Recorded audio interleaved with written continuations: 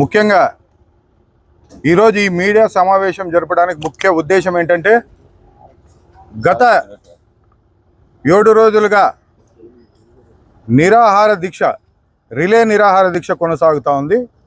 ఈరోజు లక్ష్మీనారాయణతో ఆమరణ నిరాహార దీక్షను కొనసాగించాలని చెప్పేసి మేము ప్రయత్నిస్తుండగా ఈరోజు లక్ష్మీనారాయణ ఆమరణ నిరాహార దీక్ష కూర్చుంటాడు. ఆ దీక్షని రూరల్ డిఎస్పి గారు భగ్నం చేయడం అనేది జరిగింది. అంటే మేము శాంతియుతంగా నిరాహార దీక్షలు చేసి మా డిమాండ్లు పరిష్కరించమంటే మీరు అనవసరంగా అక్కడికి వచ్చి పెద్ద సీన్ చేసి సినిమా చేసి మా రాష్ట్ర కార్యదర్శిని అక్కడి నుంచి అరెస్ట్ చేయడం ఎందుకు? ఫస్ట్ ఆఫ్ ఆల్ మేమేమన్నా దొంగలమా లేకుంటే దోపిడీదారులమా?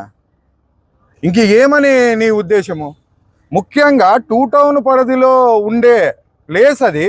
నువ్వెందుకు రూరల్ డిఎస్పి మీరెందుకు అక్కడికి వచ్చి అరెస్ట్ చేయడం జరిగింది? మీకేం హక్కు ఉంది? 2 టౌన్ వాళ్ళు వచ్చి ఆడ అరెస్ట్ చేయాలా?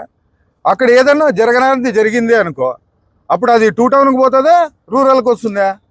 మీరు అది కూడా గ్రహించుకోకున్నట్లు మీరు ఏ విధంగా చేశారు? అసలు మా లీడర్ని మీరు ఎక్కడ పెట్టినారు? First point. మీడియా వాళ్ళు వచ్చి మిమ్మల్ని క్వశ్చన్ చేస్తే ఎందుకు అరెస్ట్ చేశారంటే ముందస్తు అరెస్ట్ అని చెప్పేసి మీరు చెప్పడం అనేది హాస్యాస్పదంగా ఉంది. మనీషా నాయర్ అంత తప్పు చేసి ఒక విలేకరుని కొట్టి దారుణంగా కాళ్ళు పట్టించుకుంటే దాదాపు 1 రోజుల నుంచి బీఎస్పీ ప్రజా సంఘాలు విద్యార్థి సంఘాలు ఇంతమంది ఏకధాటిగా దీనిపైన మాట్లాడుతూ పోరాటం చేస్తూ ఉంటే నిమ్మకి నీరెక్కినట్లు మీరు వివరిస్తున్నారు. అంటే మనీషా నాయర్ గారు అంటే మీకు అంత గౌరవం ఉందో మరి ఇంకేమన్నా ఉందో అది మీకే తెలియాలా, మీకే వదిలిపెడతాము. బట్ మీరు ఆమె దగ్గర ఎంత సొమ్ము తిని ఈ విధంగా బహుజన్ సమాజ్ పార్టీ నాయకుల్ని అరెస్ట్ చేయాలని చెప్పేసి నిర్ణయించుకున్నారో మాకైతే తెలియదు. ముఖ్యంగా ఈరోజు చెప్తున్నాం, మీరు మా పార్టీ నాయకుల్ని అరెస్ట్ చేయాలని చూస్తే రాష్ట్ర వ్యాప్తంగా ఉద్యమం చేపడతాం. బహుజన్ సమాజ్ పార్టీ అంటే ఆషామాషిది కాదు. భారతదేశంలో అతిపెద్ద 3వ జాతీయ పార్టీ అనేది నువ్వు గుర్తుపెట్టుకోనాలా. 14వ తేదీ పైన నిన్ను హైకోర్టులో నిలబెట్టకపోతే బహుజన్ సమాజ్ పార్టీ అనేది ఏమనేది కూడా ఆ రోజు చూస్తామని చెప్పేసి తెలియజేస్తున్నాం.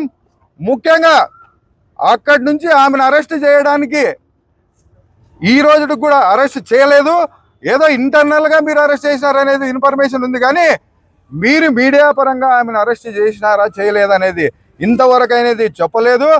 ఆమెను మీరు అరెస్ట్ చేసి కోర్టుకు పెట్టేంతవరకు మమ్మల్ని అరెస్ట్ చేసినా ఊరుకోము. మేము అరెస్ట్ అయితే మేము అరెస్ట్ అవుతాం. ఇక్కడ ఉండే కుల సంఘాలు కానీ ఇక్కడ ఉండే నాయకులు కానీ సహించారని చెప్పేసి తెలియజేస్తున్నా.